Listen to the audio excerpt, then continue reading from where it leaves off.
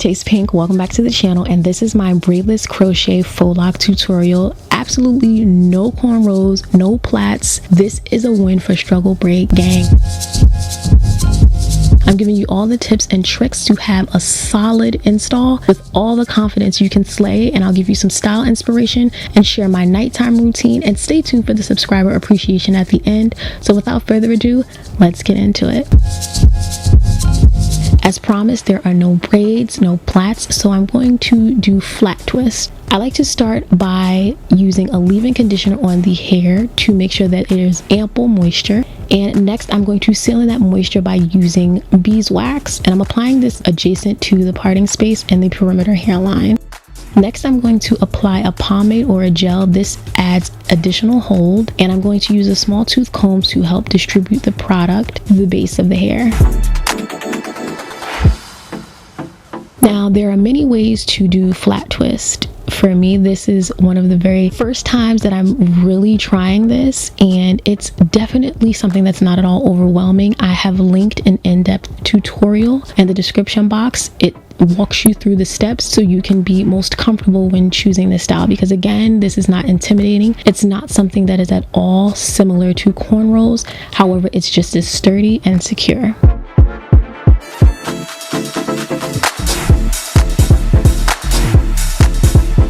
I hope you guys can see my handwork. Again, I'm very much a beginner, but I feel like my flat twists were really good and very much appropriate for this protective style. Once I get down to the very ends, I like to add additional leave-in conditioner. The extra moisture can help it retaining length, so if this is a concern for you, definitely practice this.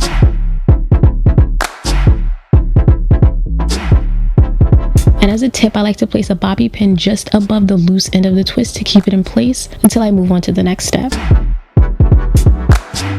Here I'm removing all of the bobby pins, and I am going to take the loose ends of the twist and twist them onto itself. I prefer doing this. It's less tension at the nape, and that's what I love about the flat twist. There is no tension whatsoever. My scalp feels really good, and that's a great relief for me because I am tender-headed. So once I have the twist in place and I've kind of positioned the end of the twist at the midpoint of my nape, I'm going to sew it down. I highly recommend doing this. This can provide added security to make sure that your twists are sturdy and you have no issues when crocheting the hair through your twist.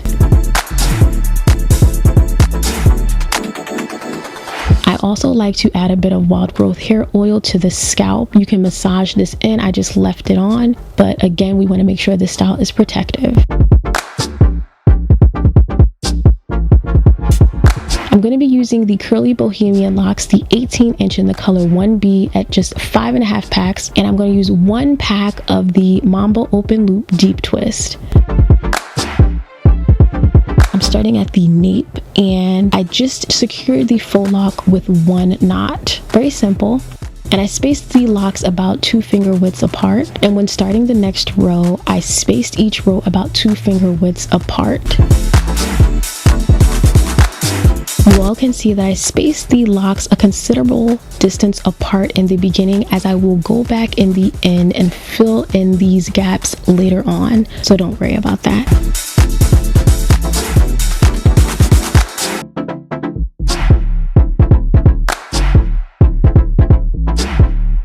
I'm going to start installing the deep twist at around the 3rd row. I really liked adding in this hair because it complements the Bohemian curly locks perfectly, and this also adds additional volume to the style, so you can get away with using less packs of the curly Bohemian Locs if you supplement it with the deep twist synthetic hair.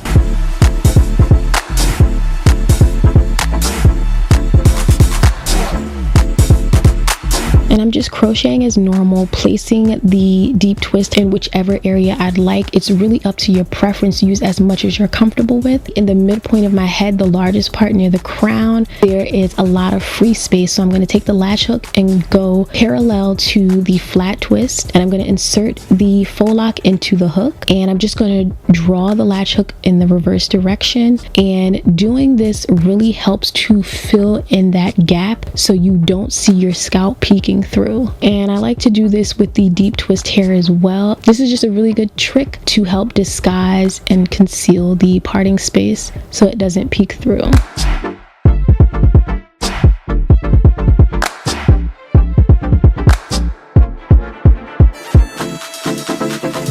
Now at about the top of my ear, if I drag it across my head, this is the widest part of the head. So I reached about 3 packs at this point. This is a good marker and you don't run out of hair. Going forward, it's super simple to do this entire install. I didn't do anything for the knotless method because I'm going to kind of wear my hair kind of swooped over. It seems a lot more effortless. But I will say that I did begin to double knot my faux locs at this point. So definitely do that if you would like to for added security. Now I'm placing my hair in a ponytail. I'm going to draw the hair away from the nape. I'm going in to fill in the gaps from earlier. I spaced the locks a distance apart for a reason. I didn't want to run out of hair. So now that I know I have additional hair left over, I'm just filling it in and bulking it up to make sure that it is the perfect volume.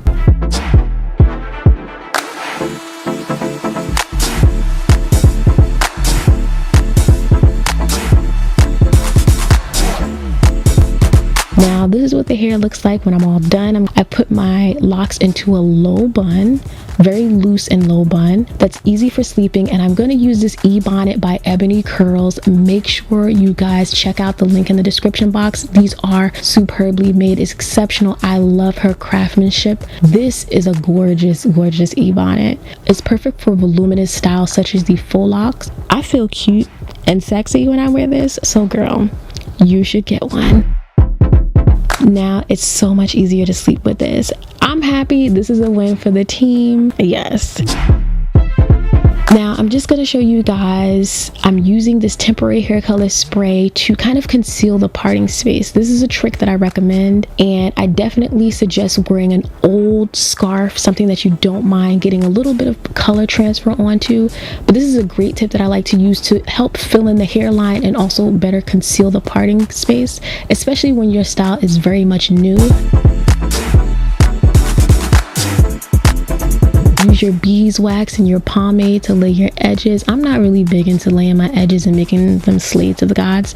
I actually like how, you know, the natural look of my edges with the faux locs, it just matches perfectly. And I'm adding a bit of gems to the locks. This is perfect. This is the best accent that I could have used for this style. And I purchased these at the local beauty supply store. You can also purchase some from wigtypes.com, so definitely keep that in mind if you frequent that online store.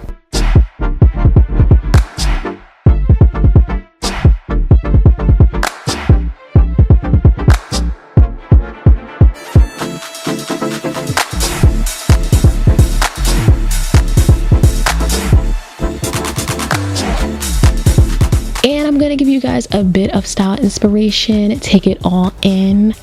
This style is definitely something that you can do and feel comfortable achieving on your own. Girl, this is a win for the team.